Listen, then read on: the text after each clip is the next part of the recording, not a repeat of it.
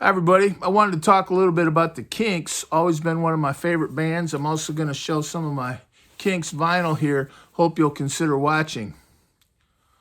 The Kinks I grew up with was the Stadium Rocker Kinks. I always think they kind of had two periods, that kind of British invasion Kinks of the early and mid 60s, where they were kind of like almost like the Beatles or the Dave Clark Five or one of those British invasion type bands. And that was great. You know, a lot of their most popular songs came out of that period, but then they kind of transitioned, unlike some of those other bands, to being stadium rockers. And that was the Kinks I grew up with. And so they were a fixture on the concert tours all through the 70s. And I saw them in 1979 at Cobo Hall. Ian Hunter warmed up for them, and that was probably one of the best concerts I've ever seen in my life. And it's kind of funny. I think I maybe paid $10 or $15 for that ticket, and I remember it pretty well because I was hanging around with some friends, and they said they were going to see the Kinks, and they didn't have an extra ticket, but I had a little money in my pocket, so I rode down with them and bought a ticket. And I ended up sitting by myself for this concert. It ended up being one of the best concerts I've ever seen. But they had like front row seats or something, really good seats anyway.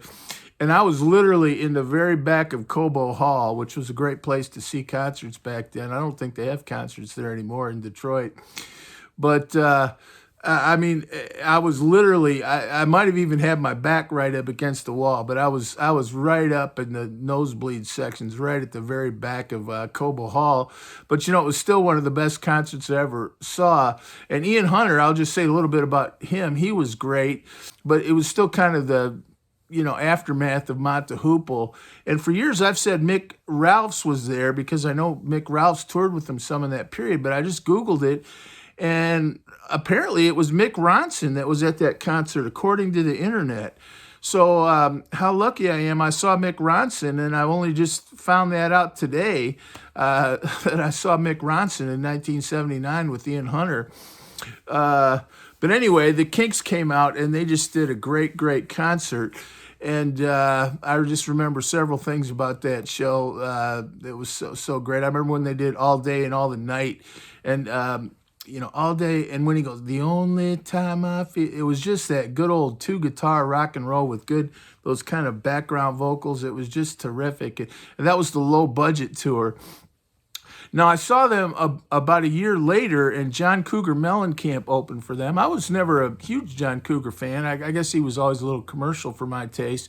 But I will say he had great guitar players. And in that concert, I actually sat right up to the front because I planned for it, and I bought some of the best tickets I could get. And I think we were within a few rows of the stage, and that was at Joe Louis Arena. And when the Kinks came out, after about halfway through their set, everyone kept jumping up on the stage. And I remember that the Kinks left the stage early and the show ended because people kept jumping up, and you'd see these kind of rowdy kids get up there at Cobo Hall, or it was Joe Louis, and jump on stage, and they'd like go right up by, Dave and Ray Davies and the rest of the band and kind of raise their hands, and people were booing them. And Dave Davies got so mad, he spit at the crowd and gave them a big middle finger. And I remember that. And I seem to remember some articles saying Dave Davies has gone around saying he hated Detroit rock audiences. And I've always wondered if I was there at the night that soured his perspective on Detroit. Maybe he had some other experiences too. But that's my memory of that second Kinks concert. And it was... they played great, but I think it was kind of a Monday or Tuesday night. It wasn't it was kind of a weeknight. And the place wasn't quite as full, and sometimes we forget you'd go to concerts. I remember I saw Rush like that, and it wasn't all that full, and it was just kind of a quieter crowd, but they still played great. But then everyone started jumping on the stage like that, and I just remember Dave Davies, and I was closer, spitting right into the crowd from the stage, and flipping the finger off and just walking off. And the song after song, they were being interrupted, so it was almost like that Altamont show. Thank goodness it was not violent, but, where they'd start Lola or whatever, and then some guy'd be on the stage and you'd see security come and get them off and they'd stop and then start the song again. Now, I've always remembered that as they didn't finish the show, although I Googled it and there's a set list on the internet for that concert. So maybe they finished the show and I just don't remember it. But I definitely remember Dave Davies walking off, spitting at the crowd, big old honker, because I was pretty close, just a big old loogie, as they used to say in elementary school, and giving everybody the bird and saying, F you. And yeah. But great band. But that first time I saw them, it was a magic night. I mean, just really one of the best concerts I've ever seen. I do have some Kinks vinyl I thought I'd share. Actually, a couple of the Kinks albums I grew up with the most, I don't have and or can't find in the abyss of my album collection, and that is Sleepwalker and Jukebox Music. I always get that. I don't ever say Jukebox Hero. That's Foreigner, right? And Jukebox Music is a lot better. It's only music, only jukebox music. And Sleepwalker, I'm a Night Stalker. Those were great albums. And I think Life on the Road was on Sleepwalker, right? Which is my personal favorite Kinks song. It's kind of funny. A lot of the albums I listen to most tend to be the ones I can't find anymore, and at least in many cases. But I've got several albums here I thought I'd share.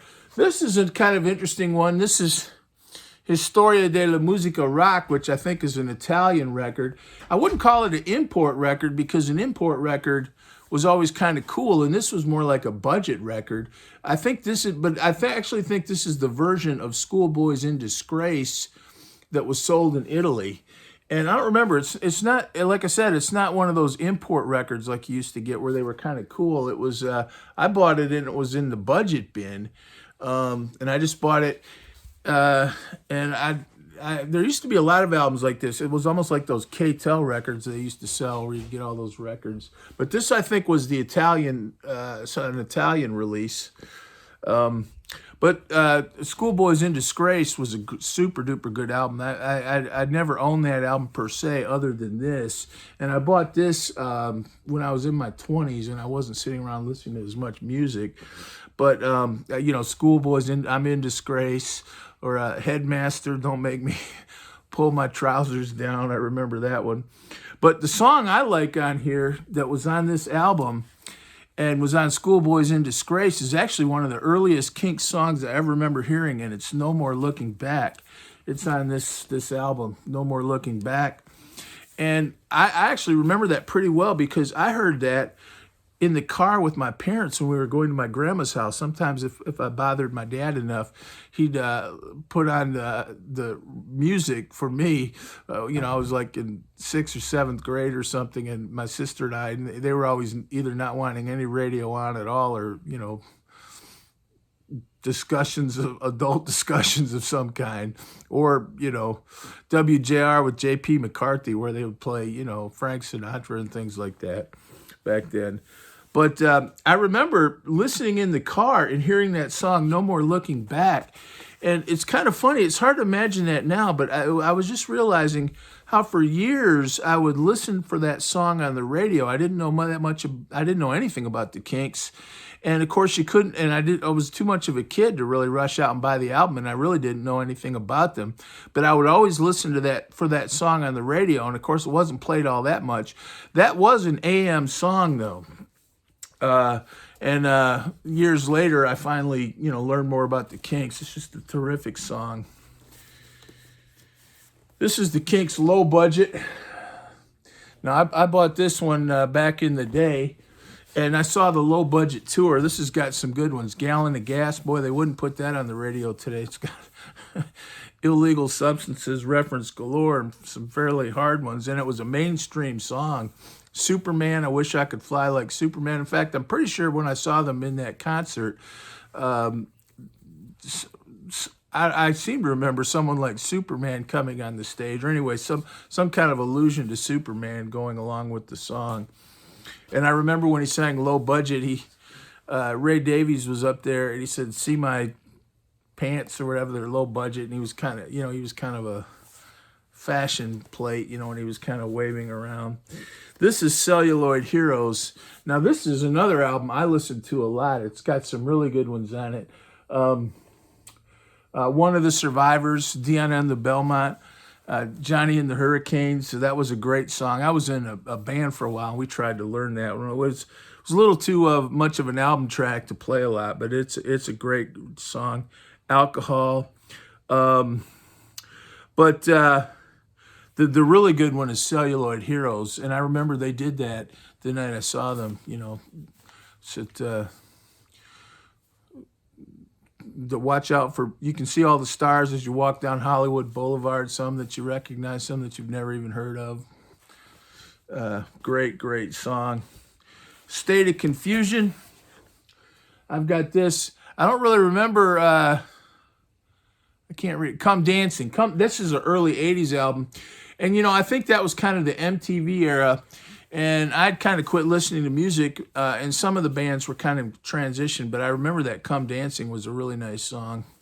Then I've got this one, and I'm not even sure where I picked this one up. You know, I bought a big batch of vinyl records at a flea market about 20 years ago. This might have even been one of those records. And when I got home, I didn't even look through them. When I got home, I was surprised at some of the really good albums that were in that box, including a signed copy of Bebop Deluxe, Sunburst Finish, and a bunch of good records. And I'm still always kind of surprised when I fish through. I didn't know I had this or that, because I've got records I bought when I was a kid or over the years. But I think this one was released in like the '84. It was a 20th anniversary. I guess still in the days of vinyl. CDs were probably coming out. And a lot of the songs, it's got Louie Louie on it. So that was good. And Dancing in the Streets, Too Much Monkey Business. Louie Louie is always a good song for the Kinks. But just terrific. But my personal favorite Kinks song is Life on the Road, you know, and you might have heard me. I did a little guitar tutorial on it. That's just a fantastic song. Give Me Life on the Road. And they did that both times I saw them. And I just remember, especially that first night, how well they played. It's got those two guitars that go so well together. And great chord progressions. You know, they had Ray and Dave Davies. I think that's their family. It's in their blood. They just kind of play. It almost sounds like one guitar, and a lot of great rhythms. And but I've always remembered that Kinks concert in 1979 at Cobo Hall, sitting way in the back of Cobo Hall, which I think held about 10 or 12,000 people. It's not as big as maybe some of the other ones. I don't think it was as big as Joe Louis Arena in Detroit, which was built. It was pretty new when I saw them. I saw a lot of concerts there, but it was pretty new, whereas Cobo Hall was kind of the older one that went back, and the Detroit Pistons used to play there.